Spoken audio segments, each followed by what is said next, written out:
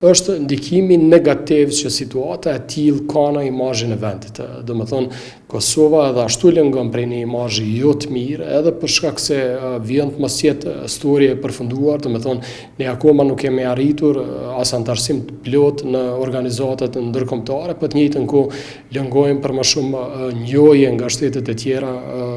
të globit, edhe rrjedhimisht lajmet negative, siç është puna për shembull me titujt që Kosova po thyen në rekorde në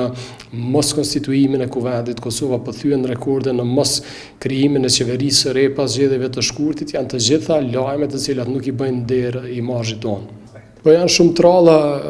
rastet në cilat një investitori huaj vendos të prej një shirit, ta them kështu fare thjesht, do të thonë janë të pakta rastet kur investitorët e huaj po hapin, si them, po vendosin të zgjerojnë investimet e tyre. Ajo çfarë kemi vënë nere si ekonomike amerikane gjatë këtij viti është një reduktim i dukshëm i interesimit nga investitorët e huaj për të parashtruar pyetje për sa i përket klimës së të bërit biznes